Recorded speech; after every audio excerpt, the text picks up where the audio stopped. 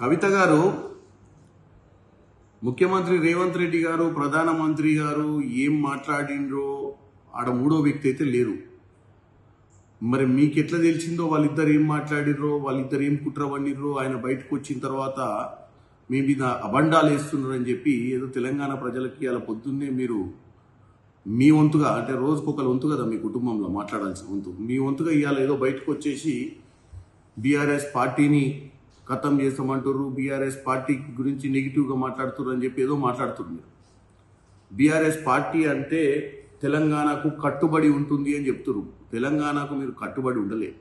10 సంవత్సరాలలో తెలంగాణను పెట్టుబడిగా పెట్టి 7 లక్షల కోట్లు రాష్ట్రంలో అప్పులు చేసి 1000 కోట్లు దండుకొని విదేశాలలో మీరు పెట్టుబడులు పెట్టడమే మీ యొక్క తెలంగాణకు మీ కట్టుబడితనం. దాని గురించి మాట్లాడటం మొదలు పెడితే ఇప్పటికే తెలంగాణ ప్రజలకు మన గురించి తెలిసిపోయింది. ఇక పోతే కాంగ్రెస్ పార్టీ బీజేపీ కలిసి డ్రామాలు ఆడుతున్నాయి. వాళ్ళిద్దరూ ఒక జట్ అయ్యారు అని చెప్తారు. ఎవరికి ఎవరు జట్ అయ్యారో తెలంగాణ ప్రజలు ఆల్రెడీ చూసారు.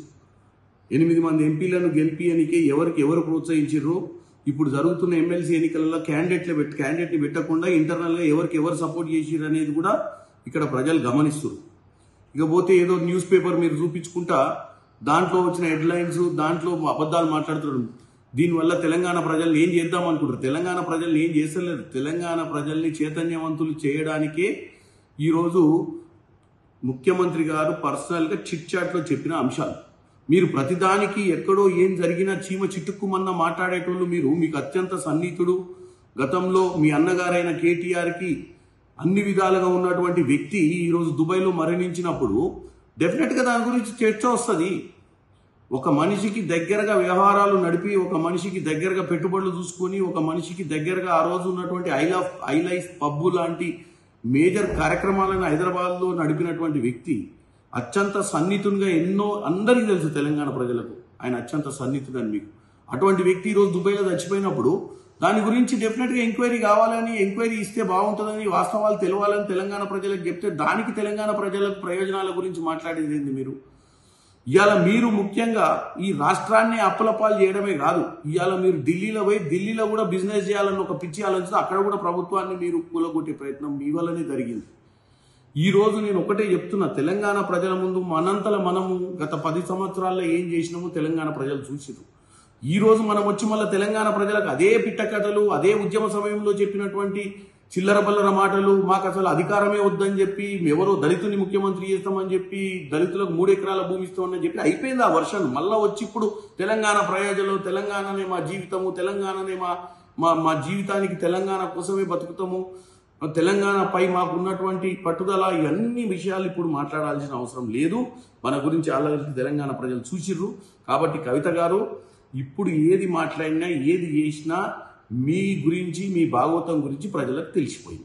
ముఖ్యమంత్రి రేవంత్ రెడ్డి గారు ప్రధానమంత్రి గారు ఏం మాట్లాడిండ్రో ఆడ మూడో వ్యక్తి అయితే లేరు.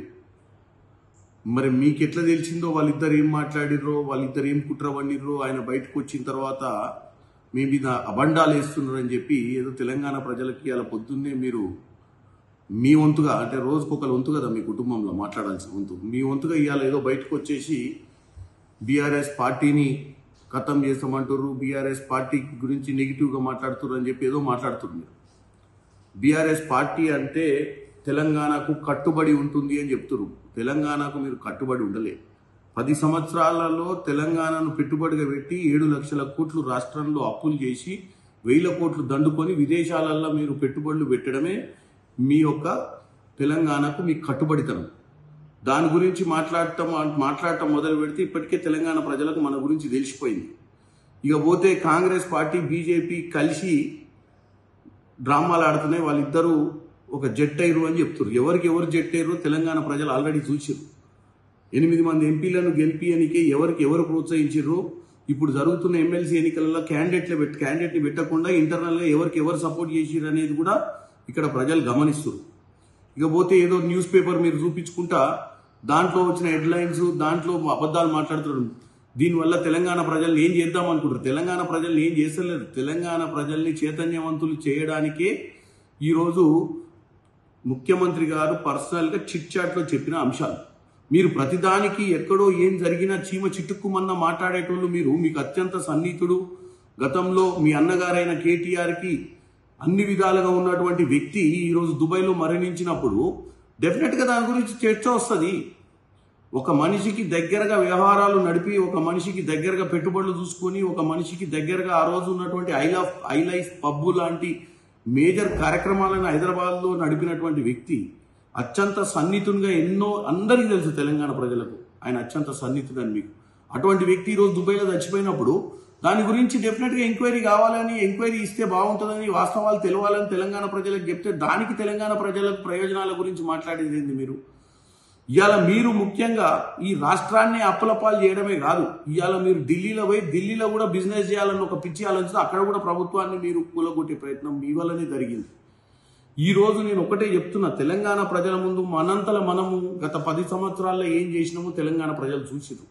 ఈ రోజు మనం వచ్చి మళ్ళీ తెలంగాణ ప్రజలకు అదే పిట్టకథలు, అదే ఉద్యమ సమయంలో చెప్పినటువంటి చిల్లర బల్లర మాటలు, మాకు అసలు అధికారమే వద్దని చెప్పి, ఎవరో దళితుని ముఖ్యమంత్రి చేస్తామని చెప్పి, దళితులకు 3 ఎకరాల భూమి ఇస్తామని చెప్పి అయిపోయింది ఆ వర్షన్. మళ్ళా వచ్చి ఇప్పుడు తెలంగాణ ప్రయోజనం, తెలంగాణనే మా జీవితము, తెలంగాణనే మా జీవితానికి తెలంగాణ కోసమే బతుకుతాము, తెలంగాణపై మాకు ఉన్నటువంటి పట్టుదల, ఇవన్నీ విషయాలు ఇప్పుడు మాట్లాడాల్సిన అవసరం లేదు. మన గురించి ఆలోచించి తెలంగాణ ప్రజలు చూసిర్రు. కాబట్టి కవిత గారు ఇప్పుడు ఏది మాట్లాడినా, ఏది చేసినా మీ గురించి, మీ భాగవతం గురించి ప్రజలకు తెలిసిపోయింది.